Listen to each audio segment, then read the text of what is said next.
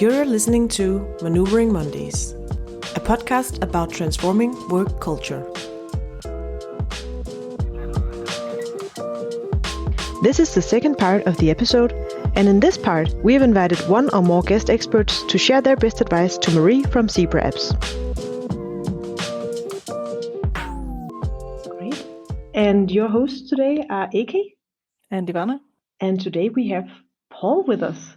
And Paul, you're the founder and CEO of Cotswold Fair and Flourish Food Hall and Kitchen, I believe it's called. Yes, that's right. Would you like to tell us a bit more about what you do? Yes, so Cotswold Fair is a wholesaler of fine food and drink. So we supply a lot of the best food retail businesses in the UK with gourmet food, about 2,000 customers. And then Flourish. So Cotswold Fair has been going for 25 years this year, actually. It's our silver jubilee. Flourish is a much newer business. So that started in 2021, and it's a food hall, like you say, selling all our nice food, plus a restaurant business as well. So the idea is we get people in to eat some food that we've cooked, and then they'll buy some good food to take away and cook at home as well. That is awesome. That sounds amazing. Paul, can you tell us more about what your CEO stands for? Yeah, so I probably used to use the traditional chief executive officer, but the longer I'm in business, the more I realize that one of my main jobs as the leader of the business is to empower people. So I've made my E stand for empowerment rather than executive, which I much prefer. But I mean, executive sounds like you're up on a different level somewhere anyway, doesn't it? Which I'm definitely not. So, if I can make sure everyone in our organizations is working at their full potential, then it's good in two ways. One is they feel more fulfilled, and secondly, I need to do less myself. So that works for everyone. Yeah, I love that. And also very relevant as someone who I have been very much looking forward to giving advice to our main character in our book and seeing how we can get some more empowerment into Zebra Apps. Yes. I will just say at the beginning of this, I've never really worked in a kind of corporate environment like this. I've only worked in businesses that basically I've run. So a lot of the kind of internal politics side of things is not something I'm familiar with. So it's, quite interesting to read and explore the type of business that I've never worked in. But I think, hopefully I've got something useful to add to the conversation. I think that makes your perspective even more unique. Hopefully. Well, Paul, for our listeners, could you help them understand what happens in the story parts that we will be discussing today? Yeah, so obviously there's been a lot before this story, and I've got a glimpse from reading the previous chapters about the culture of the business, and some of which is to be applauded, but most of which isn't. This particular chapter is probably more about delivering good service to customers rather than anything else. So it seems to me that the main challenge in this part of the story is the lack of a cohesive approach by the engineering department to customers.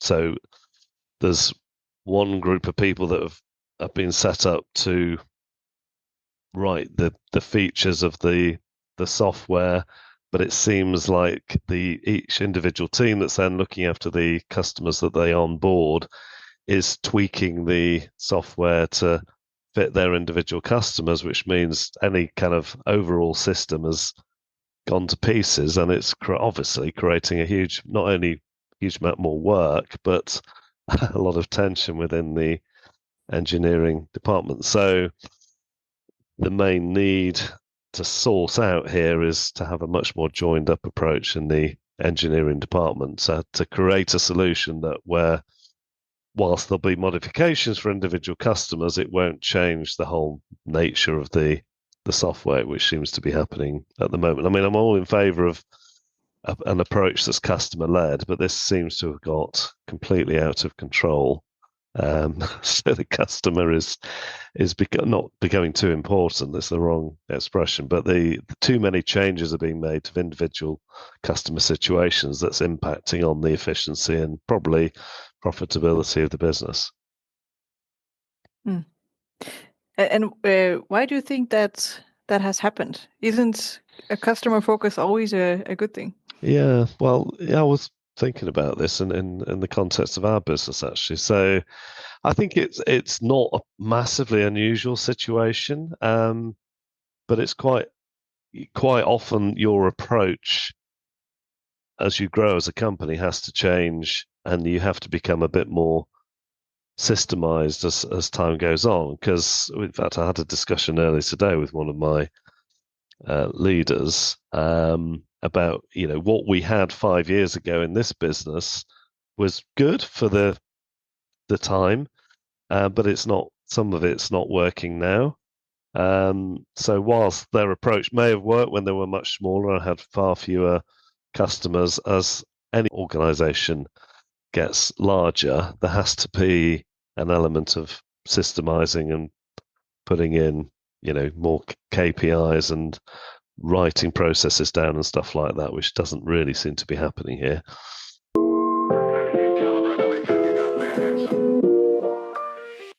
Yeah, and I'm wondering, when you were reading this, were there any specific lenses that you applied to understand what's happening, or any theories or frameworks that came to mind? Well, I mean, it's software engineering isn't an area I'm particularly familiar with, although my son is a computer programmer, so I'll find out a bit from him. But there's having a core way you do things. So that, again, there's something we're thinking about here. We have a Cotswold Fair way of doing things, which the core of which should stay the same, whatever situation we're dealing with. So we deal with ambient, chilled, frozen products to all sorts of different types of customers, but there should be a central core of the way we do things that stays the same. And then around that, you can have variations depending on particular customer individual situations. So from my limited knowledge, what really needs to happen here is that the core needs to become stronger. And there has to be, this is the way we do things around here.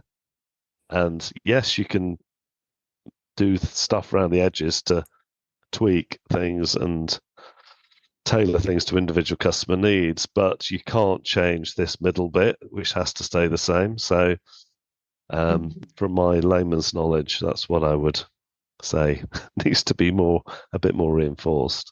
The engineering team, if we want to call it that, doesn't really seem to be a team. It seems to be loads of individual different teams working against each other to some extent. So that's why there's a problem here.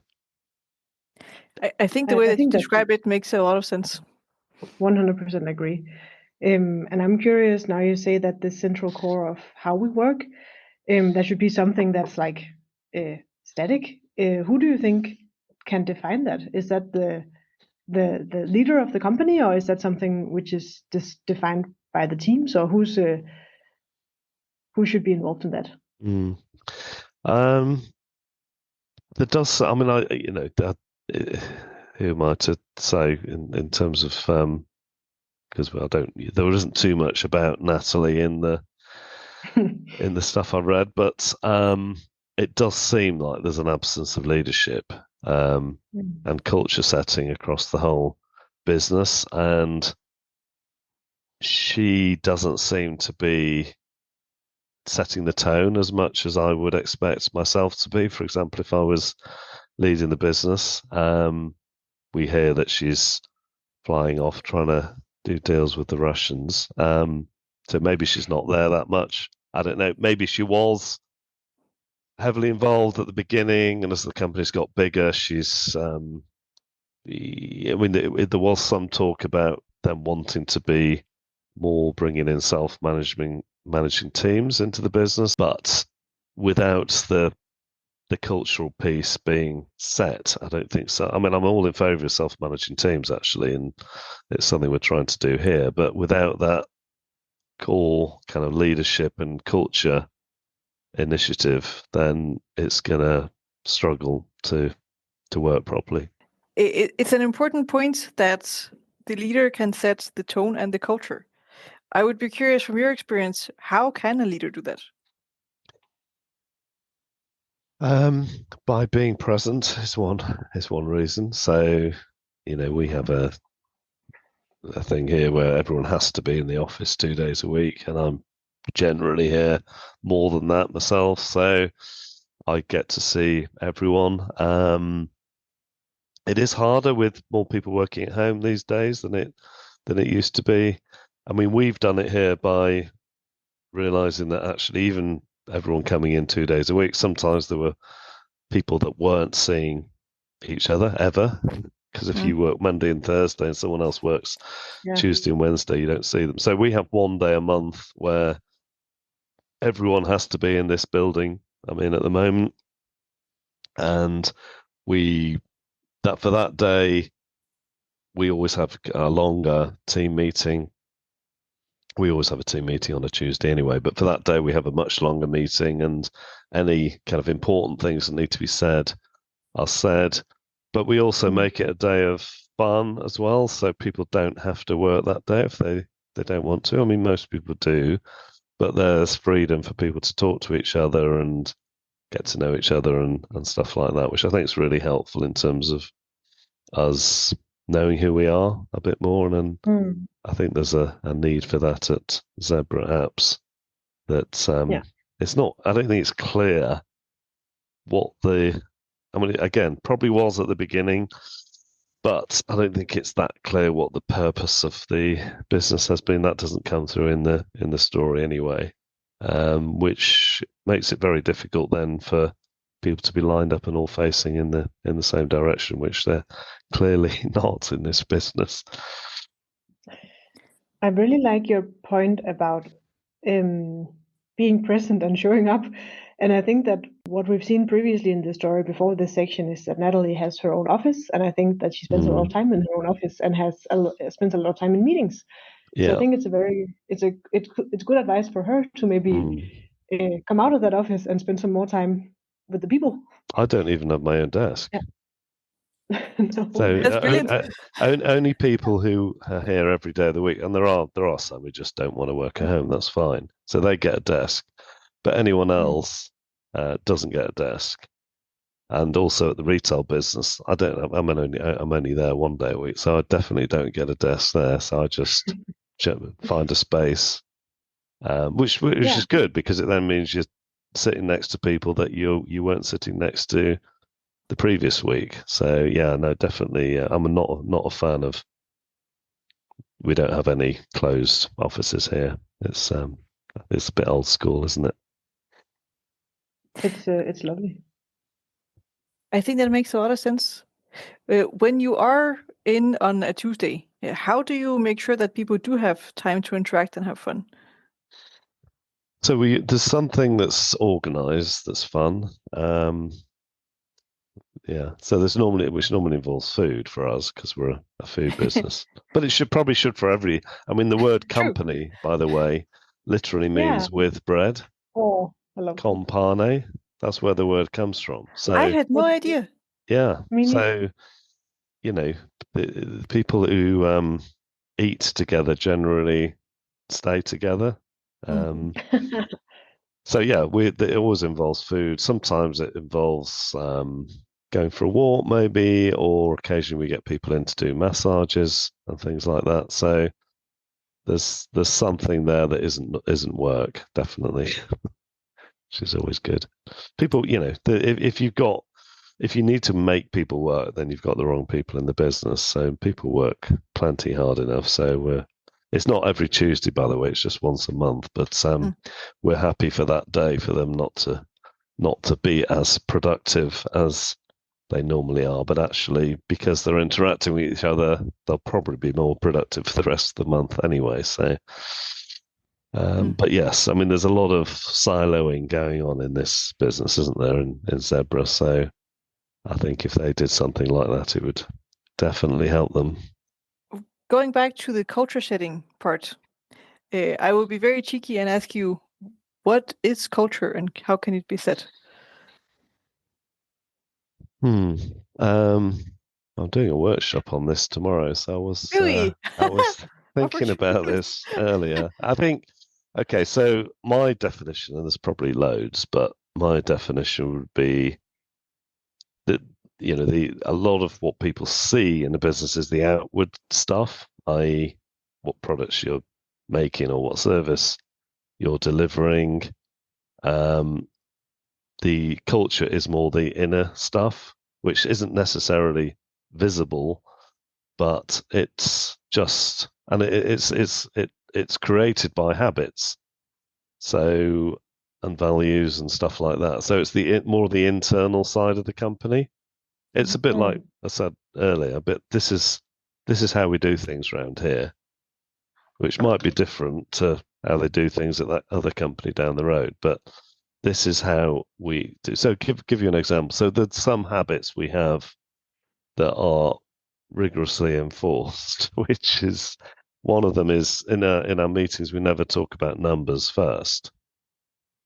So we always there's always stuff on people and maybe planet before we ever talk about numbers, particularly people. So if every meeting you come to in a business is always about the numbers first, then people think, well, I'm not as important as the numbers, when actually they are, because they make the numbers happen. So we always talk about people before we talk about numbers, because people need to feel they're important in a business.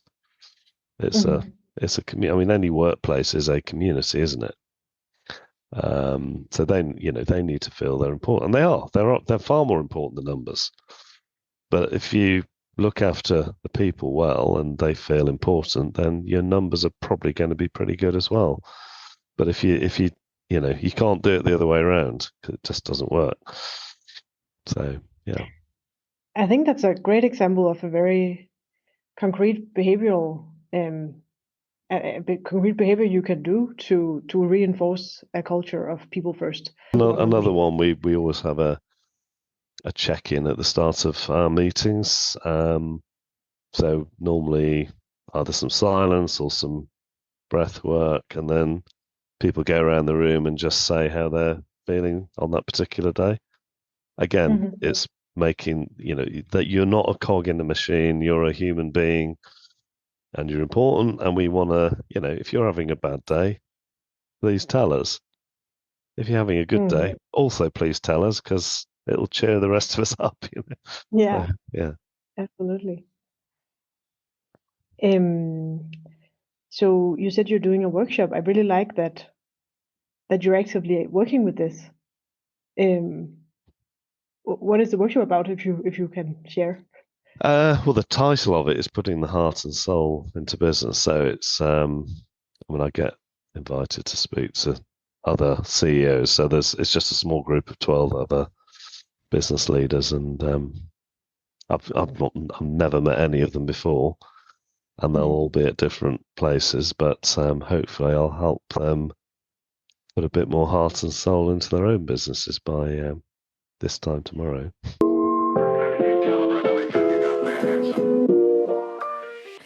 If we look closer at the story part, Yeah.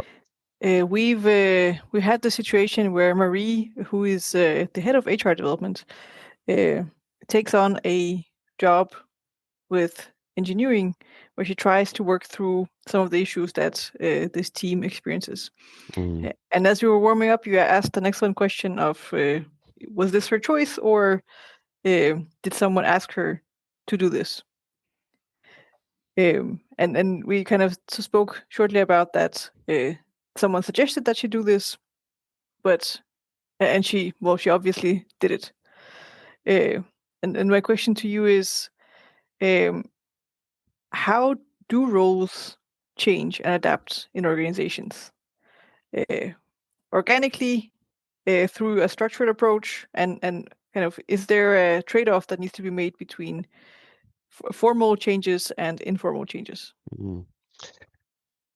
I mean, the positive thing here is that she was herself felt she had permission to go and do that, or B, the organisation gave her the freedom to do that. I mean, I'm actually not a massive fan of HR departments. Probably should have said that before I agreed to do the podcast. But the trouble with HR departments is that it absolves managers and leaders from actually looking after their people properly, and that's the thing for them to do. Nothing to do with me.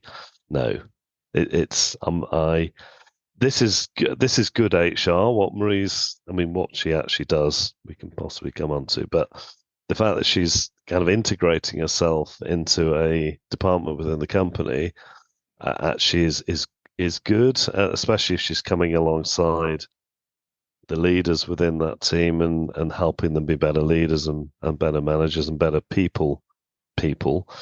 So that's a really big positive, and I think many other companies would benefit if the people who are good at people side were there more as coaches rather than sitting in a separate department and doing all the kind of slightly tedious things that HR departments normally do. So there's lots of negatives in the story, but that for me is probably one of the big positives here, is that she had the freedom to go and do that. Sorry, I've gone off the question. I've forgotten what it was. I think you are spot on with the question, because it's more about roles evolving from one place to another place, where I think you're absolutely right when it comes to HR and especially HR development. Here we have some people with skills and knowledge about how to develop teams and individuals, and we keep them in one silo. Yeah. And Marie's actually like going through that barrier and applying her skills where they're needed within engineering. Yeah, and that's, I think, in the way many businesses need to go, is for the leaders within the business to become coaches rather than managers. And that's how you get those self-managing teams. The leadership of those are coaches. They're not people who are telling people what to do. It's the opposite of that. They're saying, you get along, you get on with what you're doing the way you think to do it, and then I'll be alongside you to support you. And if you want to come to me and have help with certain decisions, then I'm here for you. But the very hierarchical type leadership is definitely a thing of the past. Well, it isn't a thing of the past, but it needs to be. So more businesses need to be, freeing up people like Marie to act as more of a coach than a kind of HR person, definitely. Then the other, go ahead. Sorry. Just, I have a quick follow-up question on the self-organizing teams part, because you say that so one aspect is obviously the leadership's behavior and focus on coaching more than managing. Are there any other structural things that could set a team up for success to be self-organizing?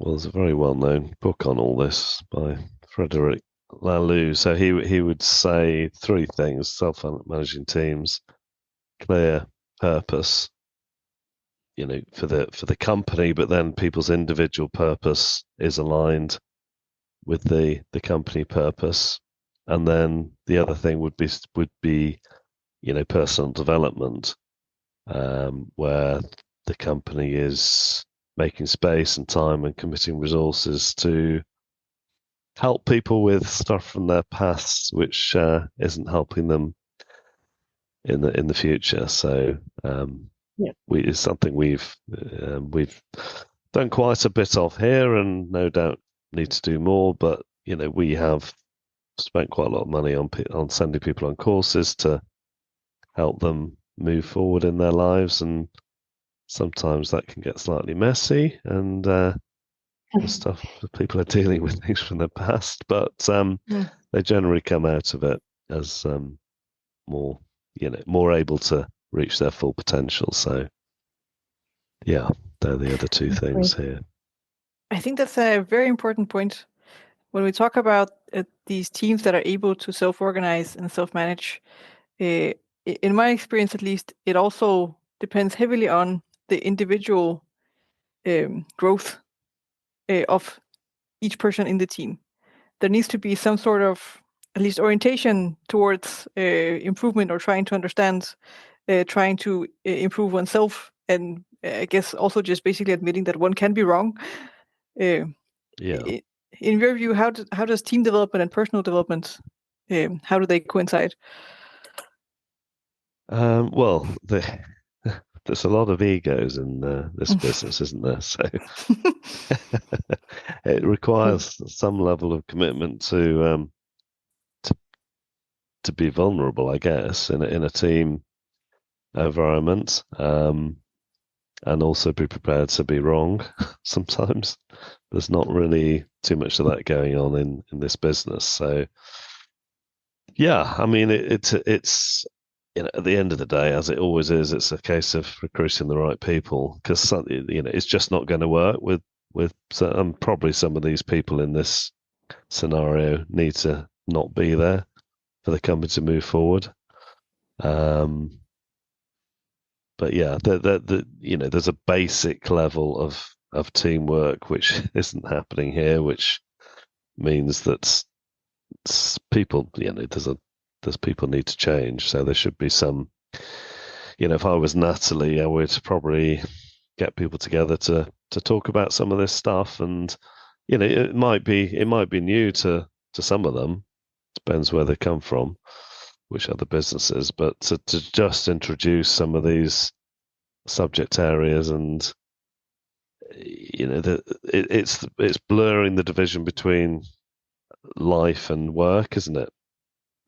I think back in the day there was people who came to work and they acted in a certain persona at work, and then maybe a completely different person at home. Well, it's not really like that anymore, and we would encourage people to be their true selves at work, which again can get a bit messy from time to time, but it's good because you actually achieve a lot more if people are themselves rather than trying to act out a character. So yeah, there's all sorts of ways of dealing with that, but and we're very much still learning ourselves. But there's clearly a lot of work that needs to be done in this business. Absolutely. Sorry, Ivana, I think I interrupted you before. No, that's okay. Do you have a question now? No, I wanted to give the word back to you if you want to ask your original question from 5 minutes ago. I can't remember either. Yeah. Well, I do have a question about another topic that we see in this part of the story. One is very much about the team development, and then the other one is about the revenue structure of the product itself. And my question to you is, what follows what? Does team structure follow revenue structure, or the other way around? That's a good question. Again, it's not an industry I'm familiar with, but I mean, it seems to me in this type of business that you've probably got some teams which are following I'm probably going to hedge my bets here, but some teams that are following the revenue structure in terms of the customer teams. But then if you're going to further develop the product, you need an investment side of the business which isn't following the revenue structure at all, and that's just spending money for future development of the product. So I would probably say it's both in answering your question. But maybe that could be a solution to the problem. I think that the lines between those two things have become pretty blurred, haven't they? So, yeah. I would say you're right. In this part, it does seem like the team structure kind of migrated towards the revenue structure. Yeah. Because sometimes in companies where the money comes from suddenly Mm. seems more important than the stability of the product, or you could say Yeah. the core product. Mm. Yeah. And clearly from other things we find out, then there seems to be a bit of a cash issue in the business. So you could understand why they might have migrated towards, and taken people out of the future side of the business and put them all into the more day to day side of Mm. the business. So yeah, they definitely need some investment from somewhere, but probably not Russia. Well, especially not when some of the context in this book is the war in Ukraine, and Mm, um, that does impact many of the characters in the story as we go along. yeah. Uh, Maybe a tangential question: have global conflicts impacted your business? Currently, yes. There's some products we're not getting because of the problems in the Suez Canal at the moment. In fact, there's two new brands that we can't get at the moment. One's from Jordan, so it's right right in that part of the world. Um, and then we did, we had an interesting. Talking of Russia and Ukraine, we had a interesting situation at the start of the war. So we have quite a few customers who are in the quick commerce sector, it's where you order on an app and get the products delivered in 10 minutes on a moped. So we had one of those businesses we were supplying that was, I don't think we knew until either just after the war started, but it was actually Russian owned. So we made, it was a difficult decision because the UK side of the business, we knew the people there, and we absolutely knew they were anti the war. But we weren't, we couldn't say the same about the investors of the business. So we made a decision not to supply them anymore, and not just us, but a few other companies who were supplying them made the same independent decision, and as a result, they stopped trading. But Mm. it was a difficult one because on one side we knew the people that we knew were probably going to lose their jobs because of that decision, but at the same time we couldn't take the risk of continuing to supply them.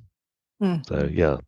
So I would be really, if you'd asked me that question 5 years ago, I would have thought it would never impact this small business, food business in the UK. But yeah, it did. And I guess as time goes on, I think we're probably going to see more and more of those kind of difficult decisions. Mm. Yeah, it's yeah, it keeps surprising me how interconnected the world Yeah. is, and conflict in one place actually has very Yeah. surprising effects on everything else. I think, and again, I think that COVID has probably made us all realize that a little bit more. And Mm. if a situation, a food market in Mm. Wuhan, in Yes. effect, impacted the whole Yeah. world, it just shows how interconnected we all are, doesn't it?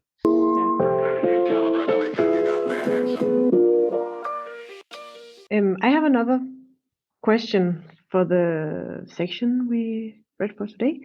So, in this section, Marie meets up with some people outside of work in a cafe to talk Yeah. about saving zebra apps.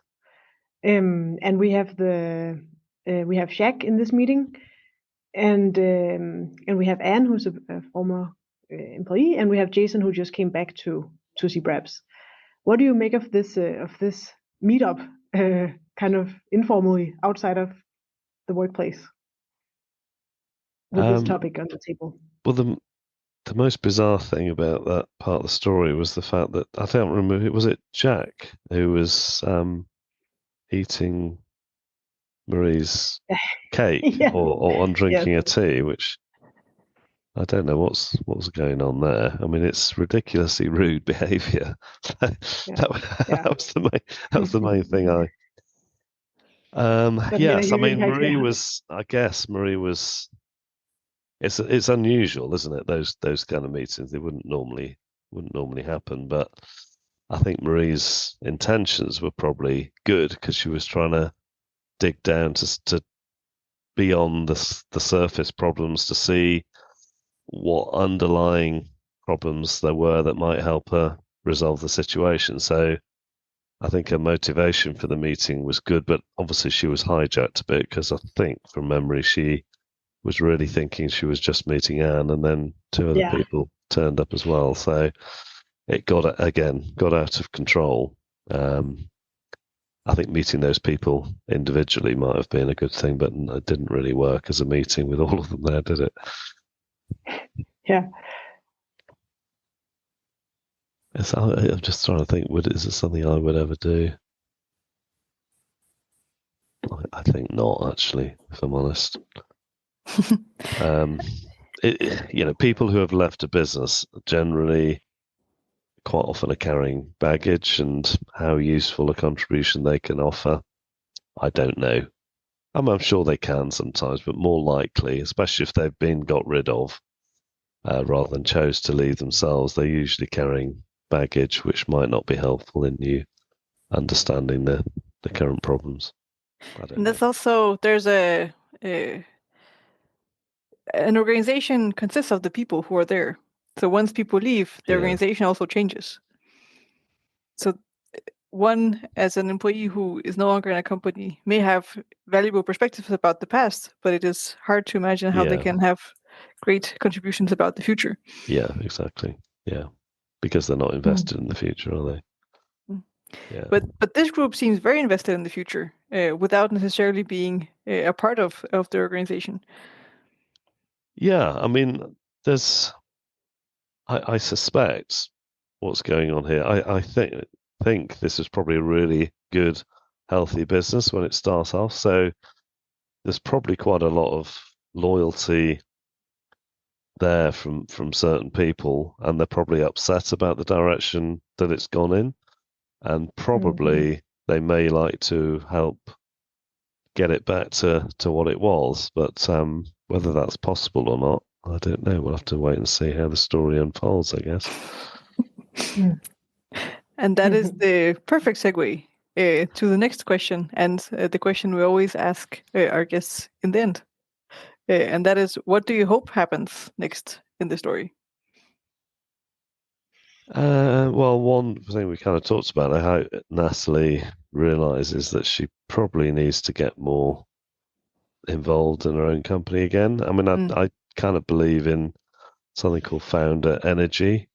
I think whilst the founders are in the business, and obviously one of them is and one isn't anymore, but they are needed to help the company function. So I think she's probably abdicated responsibility a bit. So I hope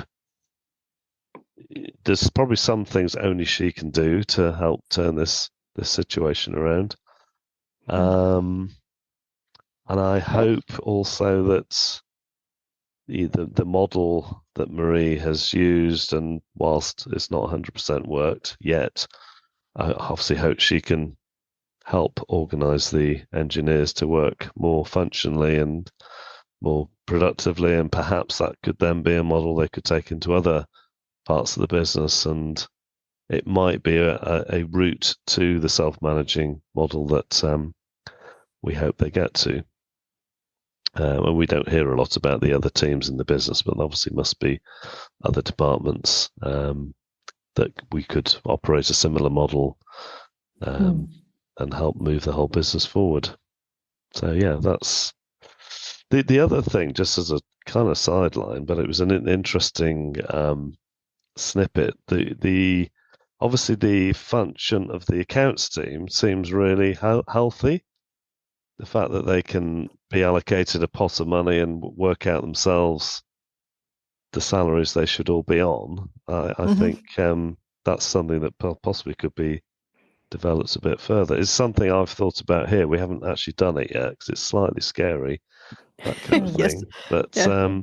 if you got the right people, it can work. So that could be a model to develop as the story continues to unfold in other departments. That's a great point, and also interesting that the finance department were the ones who figured out that self-management and transparency was the way to go. Yeah, we did do it here. We had a cost of living bonus, so we allocated a pot of money to each team, and then the way some of the team leaders dealt with that was to basically put people in a room and let them sort it out themselves according to need. It didn't really work, if I'm honest.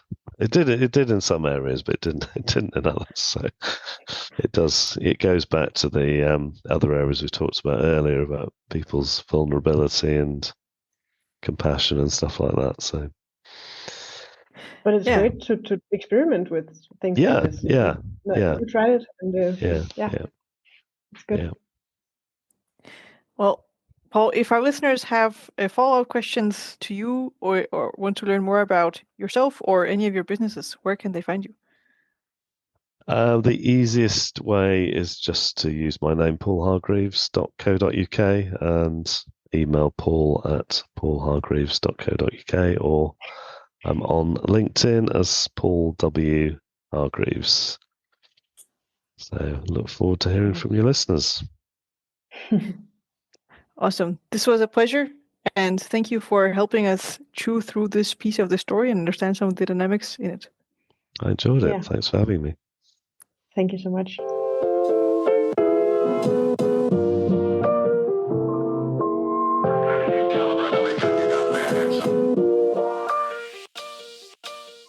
You're listening to Maneuvering Mondays, a podcast about transforming work culture. What are your thoughts on Marie's situation? Have you had a similar experience? And what would you have done? Join the conversation on our LinkedIn page and let's maneuver Mondays together.